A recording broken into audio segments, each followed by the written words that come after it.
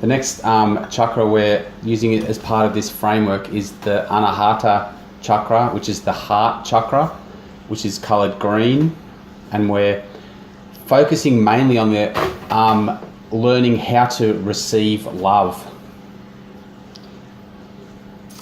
Absolutely, and we know that energy-wise that love as a vibration is so much higher than any other source, any other vibration that is occurring. Love supersedes every other vibration. So it's key to one love, which is about pausing and connecting to the universal vibration of love, because the chaos out there is real and it's happening out there. But if we all work together and raise that vibration of love and send it out, what can we achieve? And it's an energy transaction. Absolutely. The idea of receiving love is different from the traditional or the romanticized idea of love, where love is sort of a random, chemical reaction, or it's something that just, you know how they say, oh, they fell in love, or they have fallen in love. It's like it's something that's unplanned, or it's otherworldly, or it's a cosmic, something you're struck. Remember Cupid's arrow? You're struck by Cupid's arrow. It's like it's an other thing, or you're love sick. It comes from out, but it's actually the idea of receiving love begins within. So if we're going through the layers of the chakra, we're grounded, we've forgiven ourselves, we've overcome the anxiety or the fear, and now we're about to. And a good analogy is opening the flower of our heart. So we're able to literally give some of ourselves now, because we've got our house in order. Now we can open up. And the idea of receiving love is when you present to the universe that you are vulnerable, but you're also capable of self-care to the extent that you warrant receiving love, like you're good enough to receive love. It's not a needy thing or a dependence thing, or the other one is like a codependent relationship where without someone else you'll fall over. You're actually standing by it on your own, and you're saying, I'm actually receiving love now. For me, it comes back to the idea, and it's a universal idea again, of the gift is in giving, and that sense of joy and meaningful satisfaction to share a gift. Okay, but that also is in receiving the joy, and it can often be confused with receiving is about dependence or weakness, or being a victim or suffering, like a beggar receives the money. Or owing. Yeah, or owing. There's a transactional. Especially in relationships. Yeah, there can be a transactional energy there where if you give or if you receive, then you're going to have to owe something back later. So you can actually push away a gift and go, I don't want to have to owe you anything later. So it's the other word is allowing, the idea of allowing, and it's really patient to go, I allow you to do that, and I trust that you'll do the right thing with what I'm allowing you to do. So it always, with me, the idea of receiving with love comes the idea of the feminine being weaker, or the weakness of the feminine, to say that the female receives the flower, or the female receives the ring from the suitor who's like proposing marriage. They go, will you marry me? And the female accepts the ring. So it's like the female's positioning herself as the receiver. So it's the feminine idea with receiving. But even more than that is you have to be strong enough and vulnerable enough to actually be in that position, to be open to receive. Okay?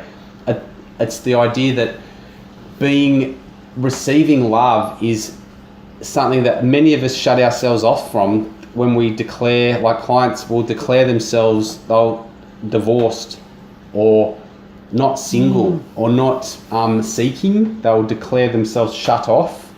Then you can close yourself off again through the earlier stages of the chakra of not releasing, not being grounded, not being able to forgive, and not being able to overcome your anxiety, because you haven't gone through those stages yet. You're not open to love, and you won't attract it to yourself, and let alone receive it. So that was a big approach a I label had. shifter, I think, as Yeah. well, because often women, we're labeling ourselves to keep up with the Kardashians or keep up with stuff, and like the thing is, it's really important to just drop labels, because divorced or separated or seeking, they are terms, and we've got to be really mindful of not needing to fill these gaps.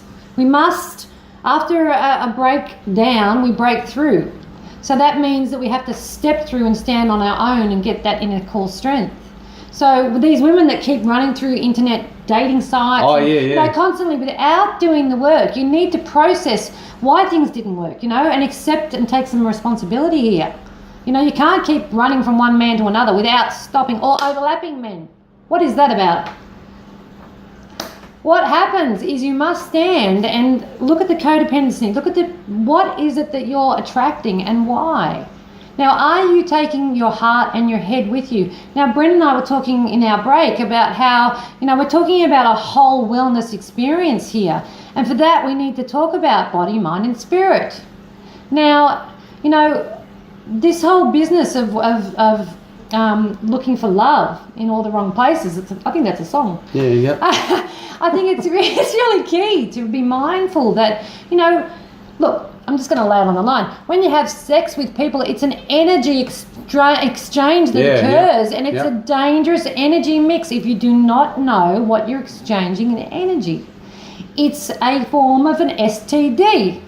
I don't care just what an anybody. energy Absolutely, STD. an energy. Yeah, that's right. It's a vampire, and it's a karmic or even a dangerous vibration that if you don't know what you're exchanging or getting, we've got to be mindful of these things.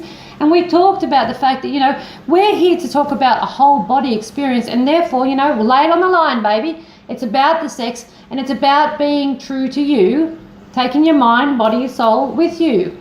And to be able Accountability. to receive, not expecting that there has to be a transaction. You can just generally receive and go, thank you. It's also intimately connected with the law of abundance, being open to receiving. And a big concept with me was, the breakthrough moment with me was learning that when someone offers you a cup of tea and you go, oh, no, thanks, you actually, to turn that around, and when you are offered anything for the next day or week, accept everything. That's part of being open to receiving, okay? That's part of being open to receiving love as well. Just always accepting and going, yes, I will. And even if you're not hungry, accept their offer of food, or accept their offer of drink, or accept their hospitality, and that opens you up in other areas. Absolutely. I was always going, oh, no, thanks, I'll be right. And I was saying no, and that's literally a rejection and a pushing away, and that means you're not open. So it can be so subtle. We can take it up, elevate it to the whole sexual interplay, but then we can strip it right down to just simple exchanges. When someone says, they're offering you a car space, and you go, oh, or you're giving someone a simple thing with cars in traffic can be giving someone the opportunity right of way. That's what I'm trying to say. Just give them right of way. It can be really nice, and people who with a mindset can blow their mind to go, they're letting me in, then they're open to receiving, and they take it in that sense. So love is so many multi-dimensional. I know I've only touched on these sort of frequencies here, but I think it's key, because we're, the basic stuff that we're saying here is it's a vibration. Own the vibration. Give it out to others. These little acts of kindness, I call them, every day. Just do one a day, and you will see you shift someone else. But it's not just about that. It's about shifting yourself. Yeah, and that's it. Smile at people that you don't know. I mean, not like fake stuff, but smile at people and say thank you. How many times do you say thank you? And not being so guarded. Drop your defenses a little bit, and not. It can be, for me, it was a lot of expecting a hostile reception or being guarded for hostility, and you walk around like that. When if you can just drop the hostility or drop the expectation of hostility and actually be open to receiving love, it actually, you'll find it. You'll attract that energy to yourself. And it's dropping all those expectations and the ego, as we said before, leave the ego out. And my key question to you today is to remember, to say the stuff to you, the affirmations are like, I am in love with my life. I am love. I am connected to my divine source. I'm love. And I am grateful for, label what you're grateful for, the people that are in your life that you're grateful for. Say thank you in your prayers. I mean, the greatest journal exercise that we always go back to is labeling every day before you go to bed 3 things that you've been grateful for today. 3 things that have happened today that have, that you say thank and it's massive. you. That's the next phase from being open to receiving. What happens after you receive? You offer gratitude. Absolutely. That is your energy transaction there. So beginning with offering gratitude as a starting point, you actually attract giving to you because you're giving gratitude out. So actually receiving comes back in just to balance that energy. So by offering gratitude, things will come to you. That's the exchange. So today, love wholeheartedly. Yeah, without fear, without expectation. That's right. All right. Cheers. Thank you.